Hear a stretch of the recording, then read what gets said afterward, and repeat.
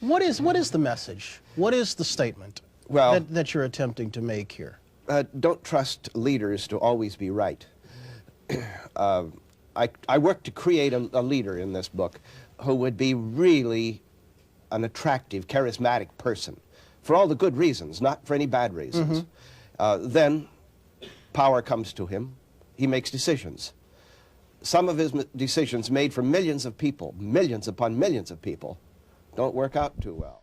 Hey everyone, welcome to the first Black Hudson video essay, and today we are going to be discussing whether Paul is the hero of Dune. The answer? No. Me and my buddy Peter on our live stream a couple Thursdays ago, we talked about Dune, how much we loved it, and an interesting discussion came up. Is the general populace going to accept the fact that Paul is not the hero, but in fact the villain of this story? I thought it interesting because I am a huge Dune fan. I've read at least 4 of the Frank Herbert books and some of the Brian Herbert books, but we're not here to discuss that. And I've always seen Paul as the villain because I know the book series as it is, but the general populace doesn't know everything about Dune. They don't know where the story is going. I want to take a look at the film and see how the film definitely portrays Paul as the villain as Frank Herbert intended. Frank Herbert explained that he created Dune because he wanted to create a series warning about charismatic leaders. He cites Ronald Reagan as a perfect example and numerous historical figures that get a little bit of power and it starts to go into their head when one person is in charge of everything.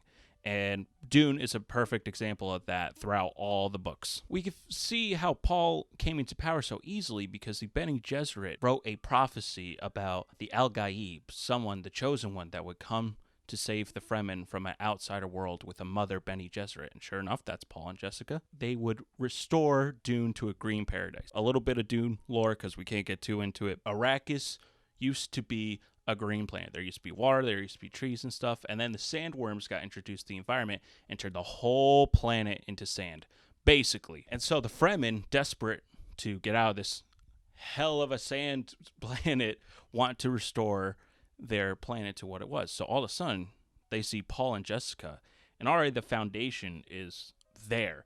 And in the part 1, Stilgar is a little weary, but we start to see in this one that he's all about it and spreading the word of Paul and that he is the chosen one. Especially when we got Jessica over here drinking the life of water and maliciously spreading the word and making people fear Paul and his return, and that change is coming, and it's coming right now, so you better follow this guy. And we see in the beginning, Paul's a little apprehensive about this. Throughout the major course of the movie, he's learning how to ride sandworms. He's really becoming a Fremen, but there's part of him that doesn't want to go in the south because he keeps getting these dreams enhanced by the spice, which his dreams are the future, basically. If he follows his mother, people are going to die of starvation. There's going to be a jihad. Once Jessica starts spreading the word, it's almost too late because the Al-Gaib, Mohabdi, has come and he is a legend now. To these people, a lot of them, he is a legend. There are some Fremen, like Chinese character, that don't really believe in the Bene Gesserit lies, but a lot of Fremen do. In the book, all the Fremen believe, but in the movie, you see some, I believe they're designated to the Southerners that don't really believe in the prophecy that the Bene Gesserit set out. Once we see Paul drink the water of life, he gets so absorbed in the power of things, and he sees the future, and he cares about Arrakis. He sees a future. There's a path where Arrakis can be a green paradise again. But in order to do that, he has to take over the universe by any means necessary. The path that Jessica has put upon Paul, he's already got a major leg up. So he's using the power of faith in these people, in these Fremen, to boost himself up to become this leader that they're so interested in and sought after for. In the book, Paul kind of tries to avoid the jihad as much as possible, basically like mass genocide across the planet. In the movie, however, it's very apparent that, like, once he drinks that water, he's in the middle of that council, and they're all talking, and Stilgar's like, you have to take my life in order to talk, and he's just like, hey, you, your mom died 9 moons ago, right? And they're like, oh, shit. And he's like, hey, you dream of spilling water in your sleep, don't you, motherfucker? And they're like, oh, shit. Stilgar just falls for it. So slowly, just within that one scene, so much has already told us that Paul is no longer the hero. He is using this power for revenge. This is all about Paul getting revenge because his daddy died. But slowly, it kind of turns into less of a revenge story and more about control. Paul finally facing the Emperor, and that instead of just killing him and getting it over with, getting his revenge, the Emperor and the Harkonnen being the sole people responsible for Leto's death, he doesn't just stop there, because his revenge would be complete. He has to take over the entire Imperium, the entire galaxy of planets, basically. And he has to not only become Emperor, but conquer everything. And we see that Paul is just using the Fremen for his goals. Paul is just using the Fremen to exact his revenge and to conquer the worlds. We see this, it's such a subtle set of shots. It's at the very beginning of the film, where basically it shows a flashback to the Harkonnens burning the Atreides bodies in a pile, right? And then we also see in the beginning of the movie that the Fremen really care about water. So what do they do with the dead bodies? They extract water from their bodies, because water should not be wasted. We even see that little gag where Stilgar tells Jessica not to throw up because she's pregnant, and she throws up, and that's like a big insult. And even crying is a big insult for a waste of water. And then we see at the very end when the Fremen are going up against the Sardaukar and the Harkonnens in that courtroom scene, there's a shot where the Fremen are burning bodies. They're no longer taking water. They're just doing whatever Paul says, because Paul is his leader. He's going to use that as much as possible in order to exact his revenge and to control everything in the universe. Is the character Paul portrayed as cool? Is he portrayed as his actions are cool? I mean, there are shots where Paul's walking away from a sandworm, right? And it looks freaking awesome. I would still say no. I would still say, as long as you don't view Paul as the hero, then you're okay. Paul is the protagonist, and we can follow the protagonist. Through literature alone, we follow protagonists that have done nothing but wrong things. Look at Game of Thrones. The majority of the characters are not black and white. And the same goes with Dune. They are all gray. They are doing terrible things. You might cheer for them. You can at least acknowledge that what they're doing is exactly wrong. And I would think the majority of people would agree that committing genocide across, the known galaxy, for anyone who doesn't agree with your views, not a good thing. We could still think it's cool that, Paul is this badass character that finally takes control of his life. The Bene Gesserit mother can't even tell him anything. He says, silence, and that's it, right? We see that and we think that's cool, but his actions aren't. He's misguided.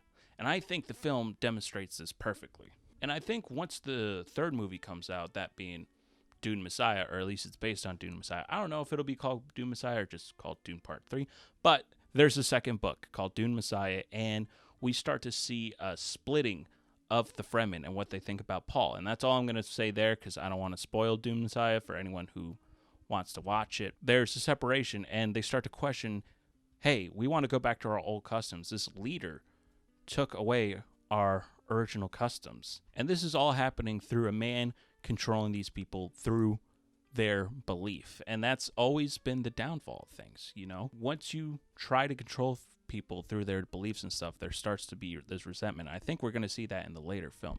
But in part 2, we see that Paul is not a good guy. He's just not. He's a clear villain who, questions his mother at first, doesn't want to go south. And now all of a sudden he wants to be the Al-Qaib. He wants to be the Mohabdi because he wants that control. Revenge is over for Paul.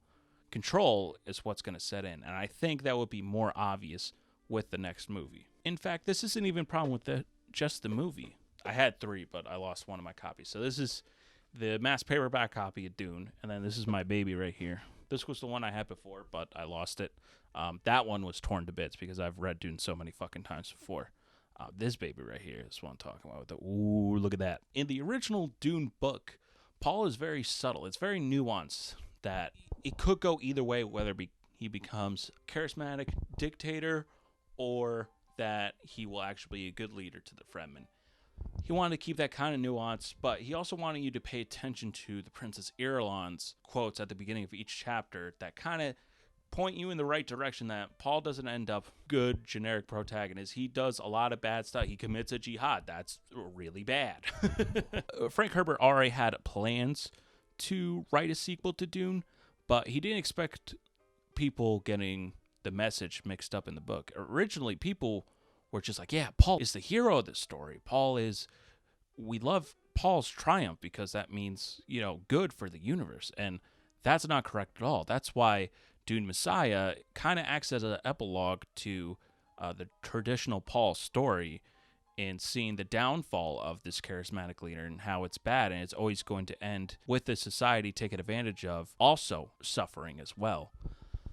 That's why I think Dune Messiah is such an important read. I would say try to read the first Dune first. Like, I don't think you can just go off of the movies because there are a lot of differences in the movie. Like, for example, Aaliyah, a.k.a. Paul's sister, a.k.a. Anna Taylor-Joy, as a 2-year-old, because she's preborn, because she has all the memories of the previous Bene Gesserit, she kills the Baron Harkonnen, and she's 2 years old, and she bodies like a bunch of people. I don't think you portray that in film. I said this in the podcast before, I almost kind of like how Lady Jessica is just like, what's that? What? She's just talking to her unborn child. Dune Messiah definitely nails it down. Denis Villeneuve, I don't know if I said that right, really did portray Paul as the villain toward the end. You got to see his growth in part 1 as this innocent boy, and then he starts to learn the Fremen customs. Then he sees his destiny. He sees he's going to cause starvation throughout the galaxy, and he doesn't want that. But once he gets all the memories of the Bene Gesserit, he starts out doing this for the Fremen. He even says there's one way that the Fremen get what they want, and it's what I'm doing now, committing a jihad and stuff. The ending of Dune Part 2 is the beginning of Paul's descent into an absolute villain. We're only seeing the beginning steps, so it's okay to get a little muddled and think that Paul is a hero. I can see that. Next movie, guarantee you, it's going to be just no questions whatsoever. We definitely see now this is the early signs of someone clearly not in the right mind. That is going to be it for this video essay. Me and Peter are going to try a thing on the channel where each of us does one video essay each. So you're going to get 2 video essays in a month. We're going to be keeping live streaming. I think we're going to move to Tuesdays, but that's not concrete. But there should be a live stream pretty much mostly every week. And yeah, thank you guys so much. If you liked this content, make sure to like, comment, share, and subscribe. We really appreciate that. And yeah, thank you guys so much for watching. Let me know what you think. Do you think Paul is the hero, or do you believe that he is the villain? Obviously, this discussion is very much in favor toward Paul is the protagonist, but he's definitely a villain through and through. But I would like to hear counter arguments down in the comments below. Anyways, that's going to be it for me. Thank you guys so much for watching. I also have a separate YouTube channel called Jack Hudson if you want to subscribe to that. And I'll catch you guys later. Bye.